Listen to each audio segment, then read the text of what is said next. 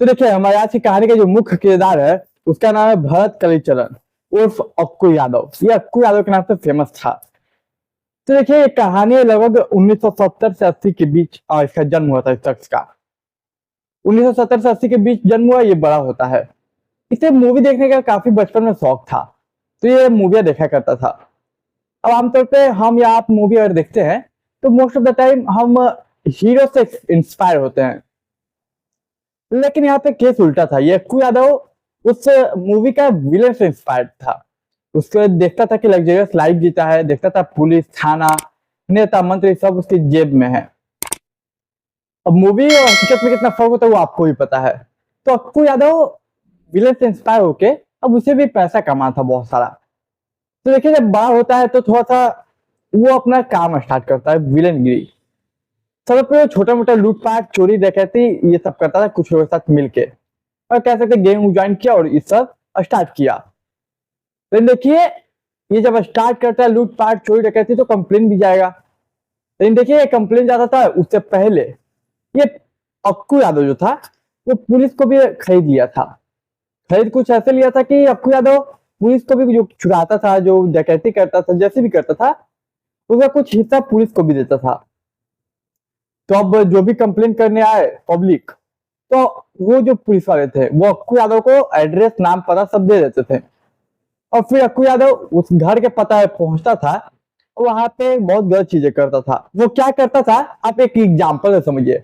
मान लीजिए कि उसने किसी को लूटा या किसी को धमकाया। अब वो गया पुलिस के पास, पुलिस ने दिया अक्कू यादव को डिटेल सारा। अब ये अक्कू यादव उसके घर पे पहुंचता है। घर पे पहुंचा है तो अब एक शख्स का मैं कहानी बता रहा हूँ। तो 3 बजे के लगभग में घर पे पहुंचा था एक शख्स का। तो अब उस घर का जो मालिक था, दिन का गर्मी का समय था तो सो रहा होता है। तो मालिक जब उठ के आता है, गेट खोलता है तो अक्कू यादव एक चाकू छुपा के लाया था। सबसे पहले उसके जांघ पे अटैक करता है चाकू से। अब अक्कू यादव अकेले नहीं गया था, अपने 2-4 साथियों के साथ गया था। अब साथियों से पकड़ते हैं उस शख्स को और एक जगह जाके बांध देते हैं। अब जो महिलाएं होती है वो आवाज सुन के बाहर निकलती हैं, रोकने की कोशिश करते हैं। लेकिन देखिए अक्कू यादव उसके साथ थी, जो भी घर में महिलाएं थी, चाहे बेटी हो, बहन हो, पत्नी हो, सभी के साथ, उनके साथ ही अक्कू यादव साथ ही अक्कू यादव दुष्कर्म करता है। और इसके बाद आप सोचोगे कि पुलिस के पास जाना चाहिए, तो पुलिस के पास क्या जाएगा लोग, क्योंकि पुलिस ने तो उसका पता दिया था। और ये जो दुष्कर्म का खेल है, जो कंप्लेन का खेल है, वो बहुत लंबा है। अक्कू यादव हर बार कोई ना कोई जुर्म करता, उसका हिस्सा पुलिस को देता, और पब्लिक उन्हें इन सब बातों से अनजान थी पब्लिक, और पब्लिक पुलिस से कंप्लेन करती। लेकिन जब ये लगातार होने लगा तो पब्लिक भी समझ गई कि पुलिस मिली हुई है अक्कू यादव के साथ, और हम कंप्लेन करते हैं तो अक्कू यादव को मिल जाए खबर, वो हमेशा महिलाओं के साथ ऐसे करेगा। और देखिए लगभग कम से कम 40 से ज्यादा ही लोगों के साथ अक्कू यादव की दुश्मनी जिससे थी, मतलब जिससे कंप्लेन किया था अक्कू यादव के खिलाफ, तो अक्कू यादव ने 40 से ज्यादा घरों में जाके उनके घर की महिलाओं के साथ बलात्कार किया, दुष्कर्म किया। 40 से ज्यादा। ऐसा समय आ चुका था कि उस गांव में महिलाओं को, बेटियों को बाहर निकलने से रोका जाने लगा, क्योंकि पुलिस मिली हुई है। तो पुलिस तो साथ देगी नहीं, कंप्लेंट करने का कोई फायदा है नहीं। तब जब भी तमाम लोग थे, देखते देखते अक्कू यादव भी अपने शहर का एक बादशाह बन जाता है क्राइम की दुनिया का। और पूरे मतलब कह सकते जिला, उसका जो पूरा एरिया था, जिला था, सभी खौफ खाते हैं। अपनी बेटियों को स्कूल जाने से रोकते थे, अपनी बहुओं को बाहर निकलने से रोकते थे, और कहते थे कि मत जाओ, जाना तो रिश्तेदार के घर चले जाओ, लेकिन इधर उधर मत घूमो। क्योंकि वो लोग अक्कू यादव के इस दुष्कर्म से काफी अच्छे तरह वाकिफ थे, और कानून से तो कोई उम्मीद लगाई नहीं जा सकती, क्योंकि कानून से उसके साथ मिला हुआ है।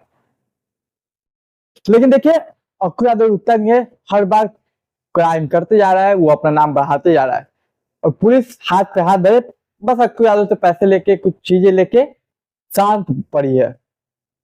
ये कहते हैं कि अंधेरा कितना भी हो जाए, उजाला एक दिन जरूर उगता है। और एक बात मैं बता दूं कि अक्कू यादव जो है वो कहीं भीड़ भी ज्यादा इकट्ठा नहीं होने देता था, क्योंकि आखिर था तो बहुत बड़ा मुजरिम।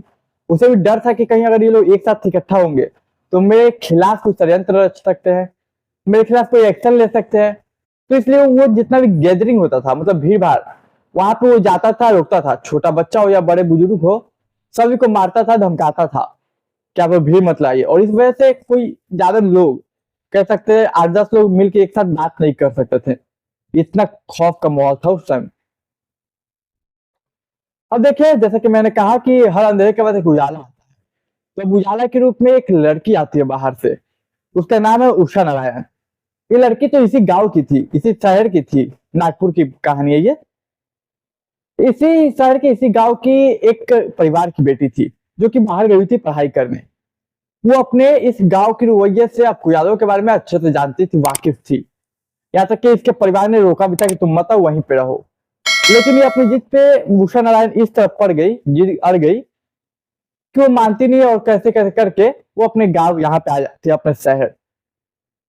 अब नागपुर आ जाती है। अक्कू यादव के बारे में उसे पता था, लेकिन फिर भी आ जाती है।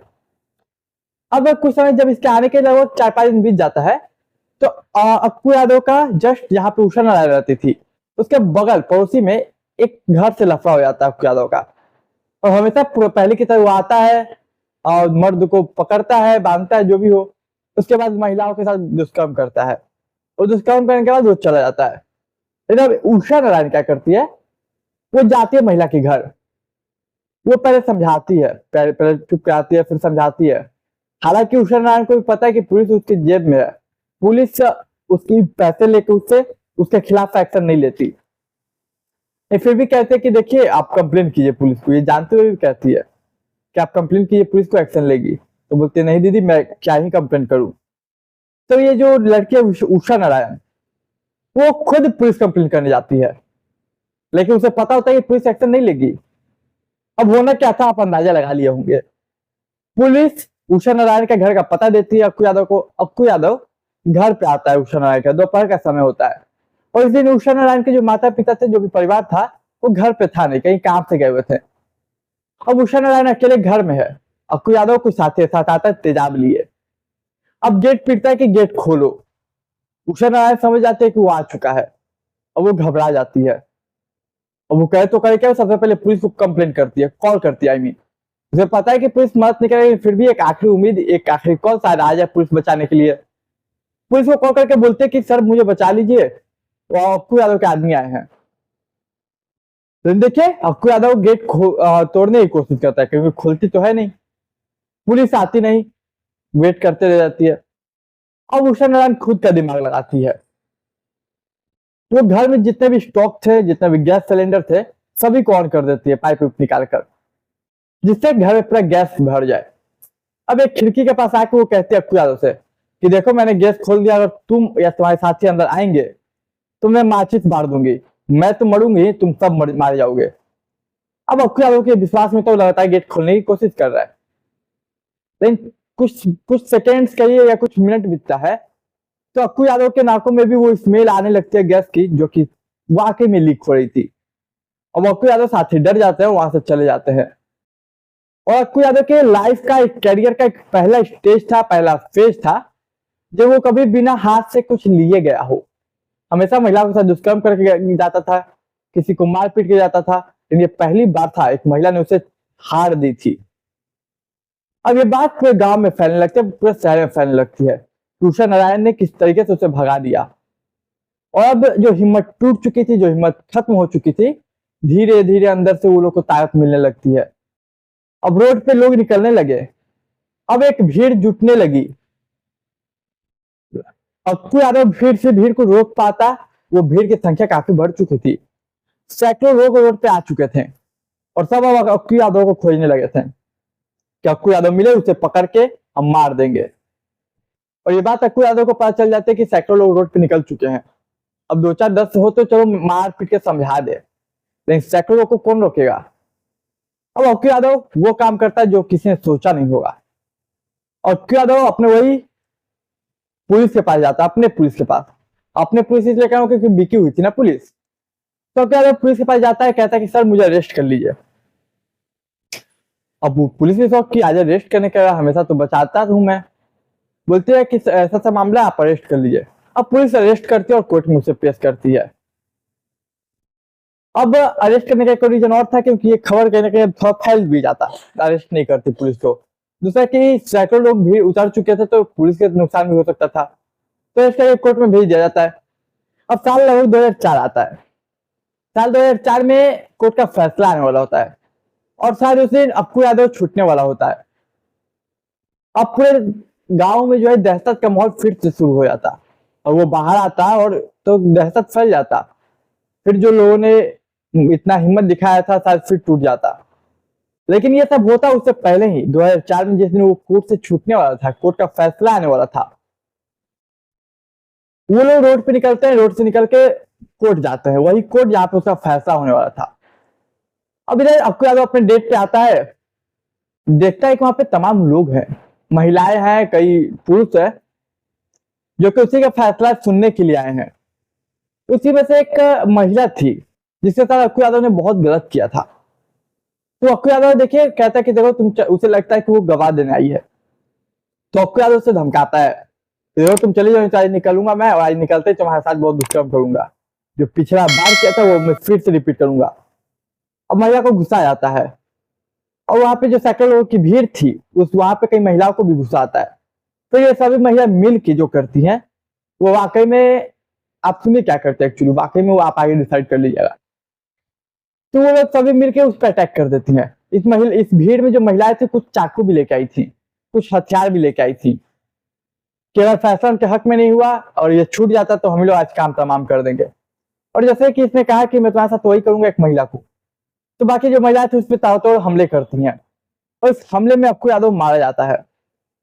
कई महिलाओं ने 35 से ज्यादा अटैक किए थे इस अक्कू यादव पे, 35 से ज्यादा मारा, 35 से ज्यादा चाकू से अटैक थे और मारपीट को मर गया वो। अब वो पुलिस जो कि अक्कू यादव को ऐसे पकड़ी नहीं थी, खुद से कभी एक्शन ली नहीं थी, अब वो पुलिस इन महिलाओं को अरेस्ट कर लेती, लगभग 15 महिलाओं को अरेस्ट करती है पुलिस। अब साल 2013 में इनकी फैसला आने वाला होता है। पुलिस जो कि एक मुजरिम को तो अरेस्ट नहीं की, शुरू में शायद पहले कर लेती तो मुजरिम कभी बनता ही नहीं, या बनता ही तो इतना बड़ा नहीं बन पाता कभी कि सैकड़ों लोग को उतरना पड़े रोड पे सजा दिलवाने के लिए। तो जब कोर्ट का फैसला इन 15 महिलाओं को लेके आने वाला था, सजा मिलती या छूटती या फिर जो भी उम्र कैद मिलती, वो सजा मिलने के दिन ही फिर से 100-200 लोगों की भीड़ उमड़ती है कोर्ट के बाहर। इस बार वो भीड़ कहती है कि 15 महिलाओं को सजा होती है तो हम सभी यहाँ पे आत्मदाह कर लेंगे, बाकी ये फैसला आगे कोर्ट का होगा, उसकी जिम्मेदारी कोर्ट की होगी। और देखिए 15 महिलाओं का फैसला इनके हक में आता है और बाइज्जत 15 महिलाओं को रिहा कर दिया जाता है। और इस तरीके से इस कहानी का समाप्त होता है। तो देखिए उम्मीद करता हूं आपको कहानी पसंद आई होगी। कहानी पसंद आई तो चैनल को सब्सक्राइब, वीडियो को लाइक, दोस्त रिश्तेदार के साथ शेयर कीजिए। मैं मिलूंगा एक नई कहानी में, तब तक के लिए मुझे दीजिए इजाजत।